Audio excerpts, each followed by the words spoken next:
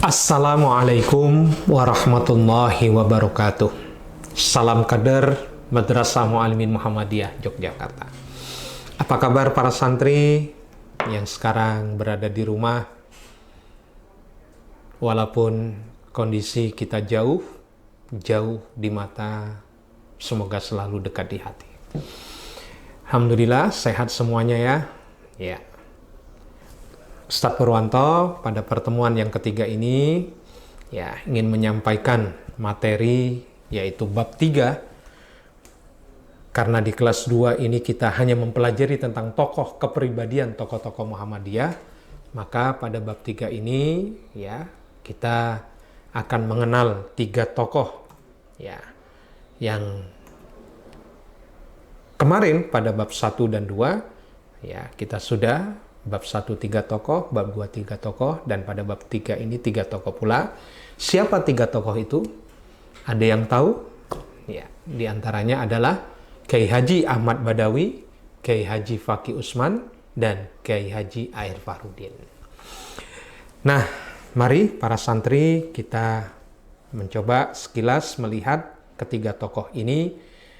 Semoga ini bisa menjadi semangat para santri, khususnya calon kader ini, ternyata perjalanan organisasi Muhammadiyah ini tidak terlepas dari para pendirinya yang luar biasa, memiliki semangat, berjiwa besar, dan pastinya ketawaduan itu tinggi sekali.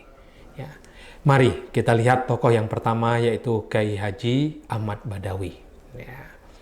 Beliau ganteng, selalu berpecis penampilannya, Nah, Ahmad Badawi, Kiai Haji Ahmad Badawi ini lahir di Kauman, Yogyakarta pada tanggal 5 Februari 1902, yaitu sebagai putra keempat.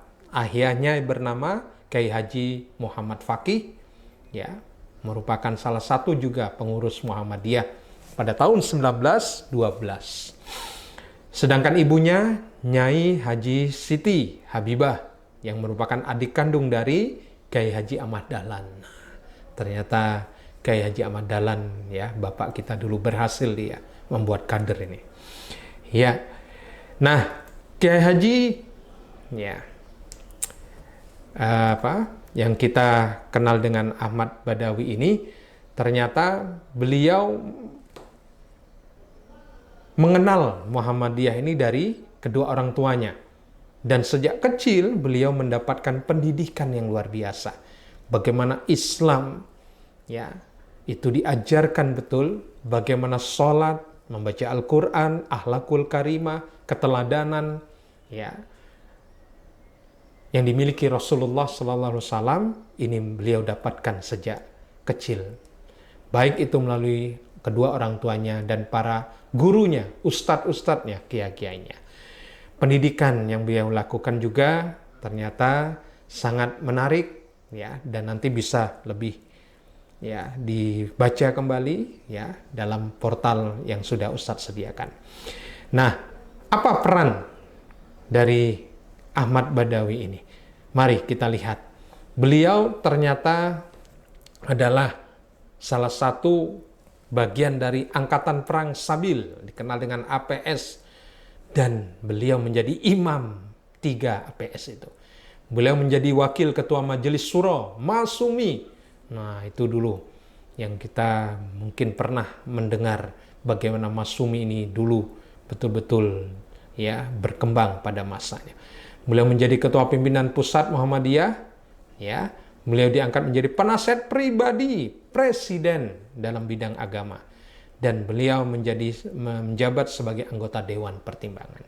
Ini diantara peran yang dilakukan Kiai Haji Ahmad Badawi semasa mengembangkan organisasi Muhammadiyah. Apa prestasi yang dimiliki? Beliau ternyata pintar, pandai berbahasa Arab. Beliau dipilih sebagai ketua Majelis Tabligh pimpinan pusat. Beliau sangat bijak dan pintar dalam melobi presiden. Nah, itu tidak mudah loh. Zaman dulu bagaimana tokoh-tokoh Muhammadiyah diantaranya Kiai Haji Ahmad Badawi ini. Beliau dekat bisa melobi presiden kita. Beliau pun sangat produktif dalam menulis. Ini yang harus diikuti oleh para calon kader ini. Yang keempat adalah hikmah yang dapat diambil dari sosok Ahmad Badawi, senang berorganisasi, tadi produktif dalam menulis, semangat tinggi dalam mengembangkan organisasi Muhammadiyah, ya, kehadirannya sangat dibutuhkan. Jadi kalau ada rapat, ada perkumpulan, kemudian tidak ada Ahmad Badawi, itu rasanya nggak lengkap, ya. Atau bahasa keren, kagak ada lo, kagak asik. Nah itu sosok yang penuh wibawa, ya, beliau pantang menyerah. Inilah hikmah di antara hikmah yang bisa kita ambil dari sosok Kiai Haji Ahmad Badawi. Ini tokoh yang pertama. Tokoh yang kedua adalah Fakih Usman. Beliau lebih gendut, ya. Bawaannya. Nah, beliau ternyata Kiai Haji Fakih Usman lahir, ya, di Gresik, Jawa Timur, tanggal 2 Maret 1904. Ya, beliau berasal dari keluarga yang sederhana, ya, santri, taat beribadah. Masya Allah, ayah bundanya begitu sangat-sangat mendidik Fakih Usman ini, ya, menjadi santri. Dan itulah seperti yang para santri mu'alimin calon kader ini sekarang sedang alami. Beliau pandai berbahasa Arab dan beliau, Masya Allah, ya, terbiasa sejak kecil membaca surat kabar, berita, sehingga beliau pengetahuannya sangat luas. Apalagi pada abad 19, awal abad 20, di dunia Islam yang pada umumnya sedang terjadi gerakan kebangkitan. Beliau tahu ini. Ya, perjalanan pendidikan beliau yang luar biasa dan orang tuanya mendukung, ya. Nah, nanti bisa lebih lengkap dilihat di portal yang sudah Ustadz buat. Nah, sekarang kita lihat peran dari Fakih Usman ini. Di antaranya sebagai ketua grup Muhammadiyah di Gresik.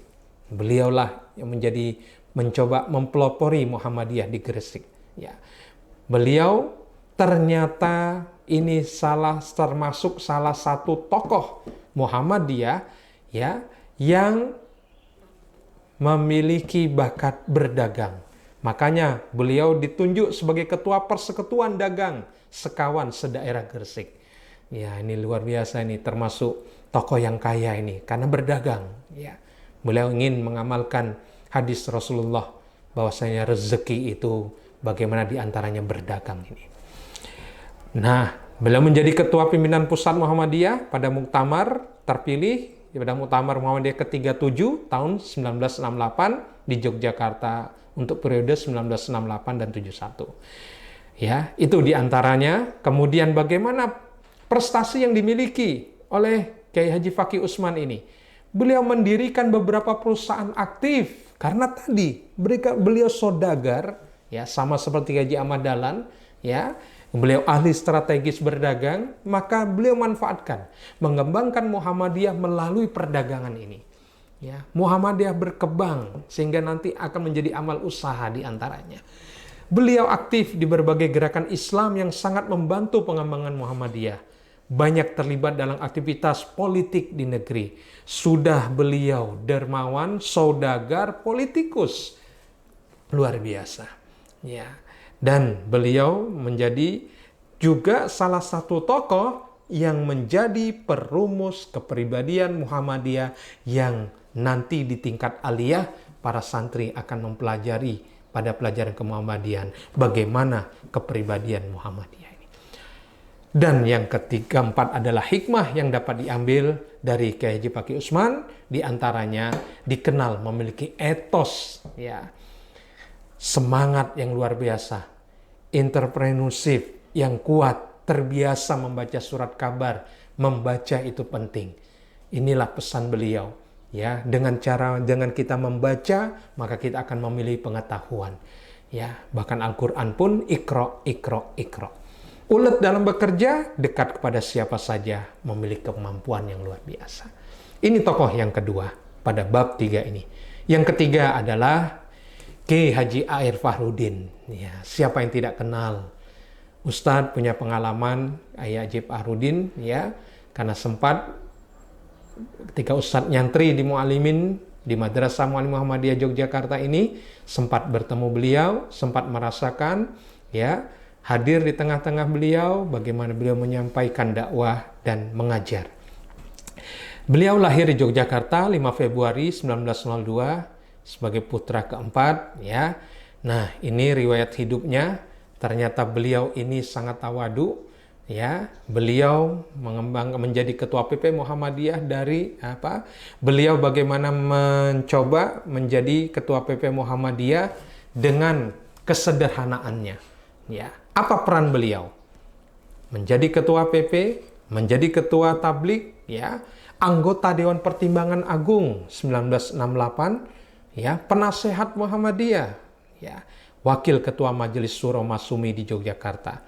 Ini di antara peran, ya, Kiai Haji A.R. Fahrudin. Nah, sedangkan prestasi beliau di bidang tablik, siapa yang tidak kenal dengan A.R. Fahrudin? Di antaranya lelucon beliau ketika menyampaikan dakwahnya, ya, kaitan dengan bacaan sholat para santri. Ada yang membaca sholatnya dengan Allahu Akbar kabiro, dan ada yang membaca dengan Allahumma ba'id baini wa baina. Maka ketika Kiai Haji A.R. Fahrudin ditanya, Ustadz, mana yang benar? Maka jawabannya, dua-dua benar. Yang salah yang tidak baca.